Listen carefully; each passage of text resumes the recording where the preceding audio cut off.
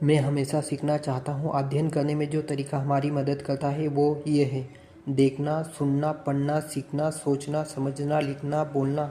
हर पल कुछ ना कुछ सीखते रहो। कार्य में आनंद आने से कार्य में परिपूर्णता आती है।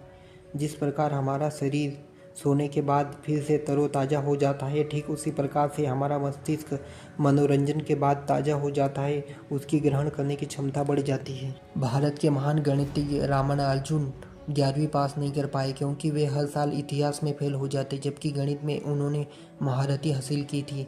ना तो कोई विषय कठिन होता है, ना ही सरल। यह हमारी अपनी रुचि होती है जो किसी भी विषय को सरल या कठिन बनाता है।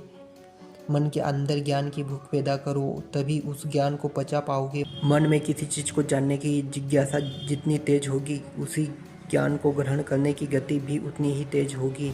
यदि मन में यह भय रहेगा कि मुझे बात समझ में नहीं आ रही है, तो ये पक्का जानिए कि वह बात समझ में नहीं आएगी। मैं यह पुस्तक इसलिए पढ़ रहा हूँ क्योंकि मुझे इस पुस्तक पर कुछ लिखना या बोलना है।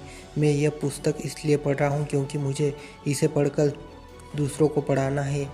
पढ़ते समय आप अपने मस्तिष्क को पूरी तरह से अपने नियंत्रण में रखना ही ठीक है। उसी तरह से जिस तरह एक सतर्क ड्राइवर गाड़ी चलाते समय स्टीयरिंग में जरा भी ढील नहीं देता, वह जरा सी भी ढील देने का अर्थ होगा कि गाड़ी का सड़क के किनारे खड़े हुए पेड़ से टकरा जाना।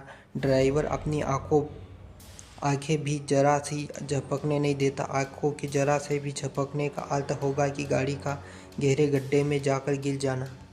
पढ़ते समय आपका मस्तिष्क आपसे कुछ इस तरह से छूट लेता है: मुझे यह याद है, मुझे यह मालूम है, इसे जानना जरूरी नहीं है, यह कम महत्वपूर्ण है, मैं बाद में पढ़ लूँगा आदि आदि। रोजाना कुछ ना कुछ पढ़िए, भले ही उसमें मन ना लगे। अच्छा होगा कि रोज़ पढ़ने के लिए कुछ उसी तरह से समय निश्चित कर लें जिस तरह से खाने, नहाने और सोने का समय निश्चित होता है। सोने से पहले अवश्य पढ़ने की आदत डालें। कोशिश कीजिए कि आपको कोई ऐसा दोस्त मिले जिससे आप अपने पढ़े गए विषय पर अगले दिन चर्चा कर सकें। पढ़ने की शुरुआत अपनी रुचि वाले विषय से करें, उसके बाद धीरे धीरे अरुचि वाले विषय पर आते जाएं।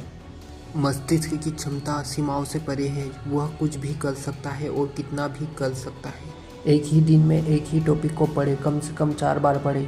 24 घंटे बाद उसे दोहराओ। अभी इस तरह दोहराओ मानो कि उसे पहली बार पढ़ रहे हो। सुबह आप उसे फिर से पढ़ो। 1 महीने बाद इस टॉपिक को फिर से दोहराओ और ध्यान से। बुक चाहे कोई भी हो, पहली बार आप उसे इस तरह पढ़ो जैसे कि आप कोई भी जीवनी या कहानी पढ़ रहे हो। किताब को इस तरह एक बार पढ़ने से आपको 2 सबसे बड़े फायदे होंगे। पहला, विषय के बारे में जो जानकारी मिले वह संपूर्ण में होगी। दूसरा फायदा यह होगा कि आपको मस्तिष्क को पहले से ही उसके रास्ते का आभास हो जाएगा।